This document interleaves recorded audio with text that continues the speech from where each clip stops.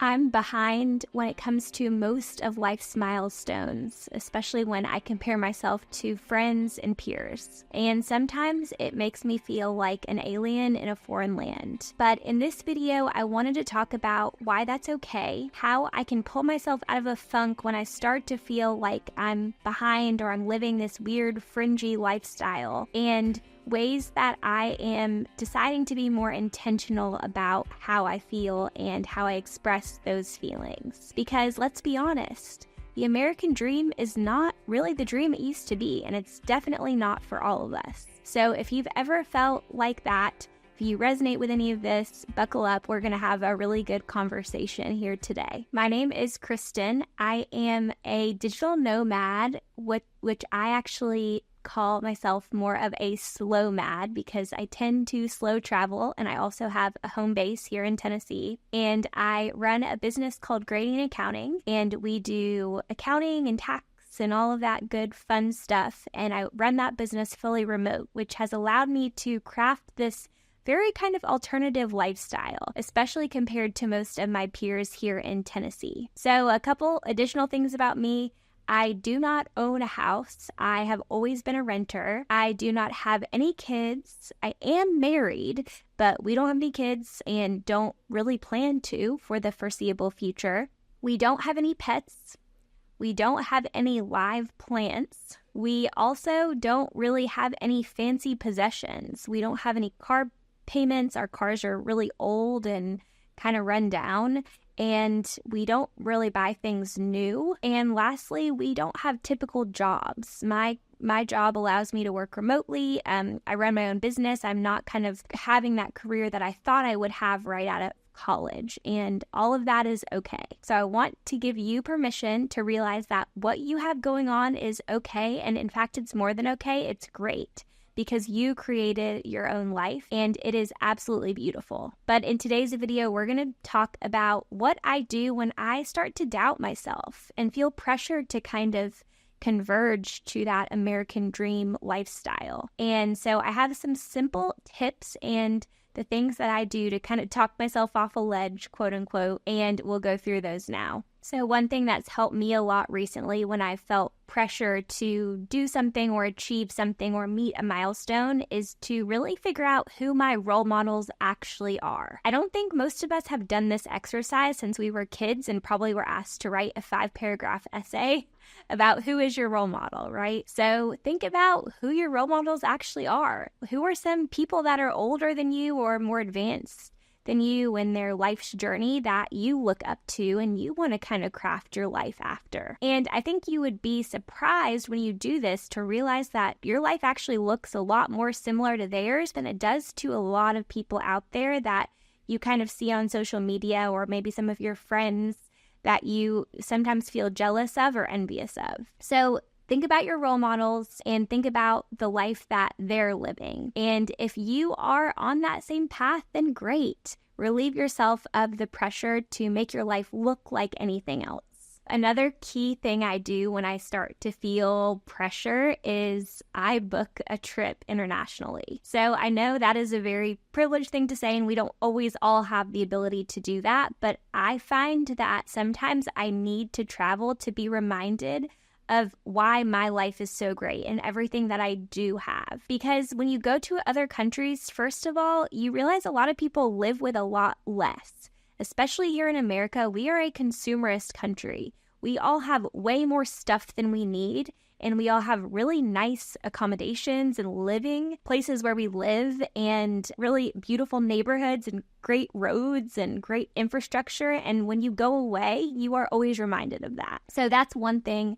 One reason why I like to book a trip when I'm feeling like I'm in this funk. But also it reminds me that I have the ability to book a trip, right? I don't have kids at home that I have to either take with me or figure out, how to get someone to watch them.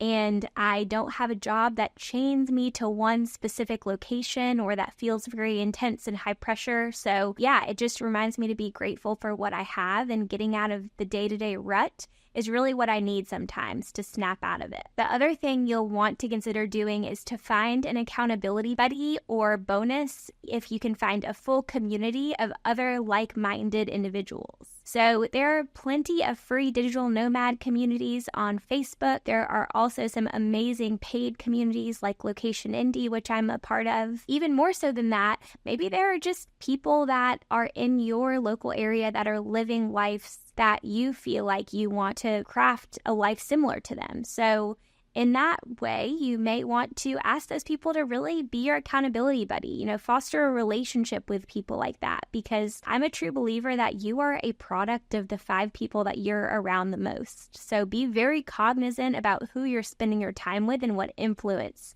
they're having in your life. And for me, my husband is a great accountability buddy for me. We are so on the same page when it comes to being intentional about our lifestyle. We can check each other, right? So if I'm like, oh man, it'd be really nice to buy this cute house down the road that's for sale, he can check me and be like, Kristen, we don't want to own a house right now because we travel too much. And when we're not there, who's going to watch it? And we don't want to be landlords and have to rent the house out if we want to move abroad or do something funky or crazy. So it's really great having that accountability. And if you don't have a buddy, I will be your buddy.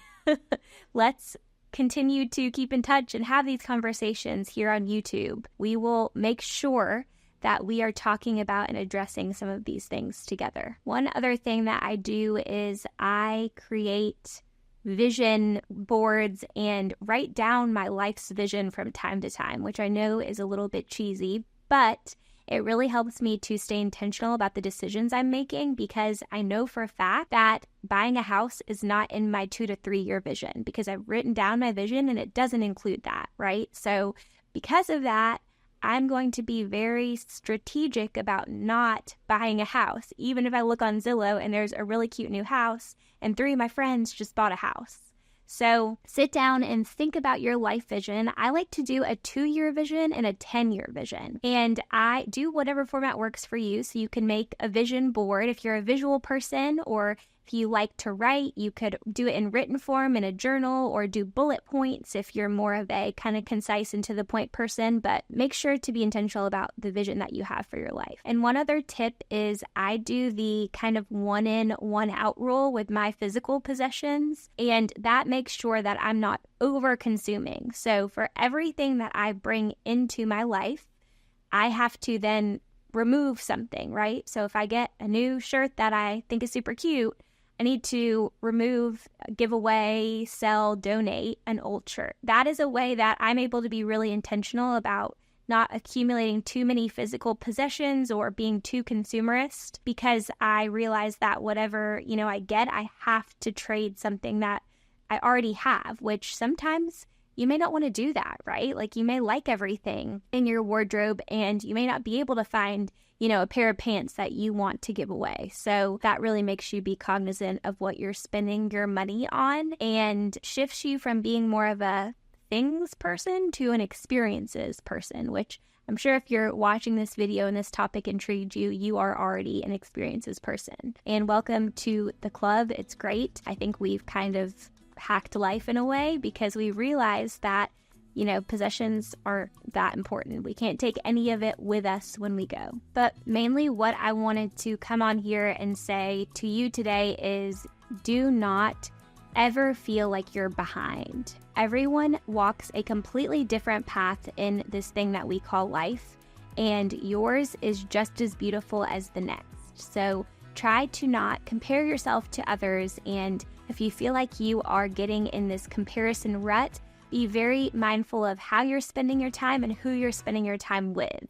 because I guarantee that some of those influences may be taking a bigger toll on you than you realize. I am proud of you for living intentionally. Keep doing what you're doing, and I would love if you took the chance to leave a comment and to like this video. And even more so than that, if you could subscribe to my channel. It does not go unappreciated, and it's how we get rewarded here on YouTube. So thank you so much for considering it, and I'll see you in the next video.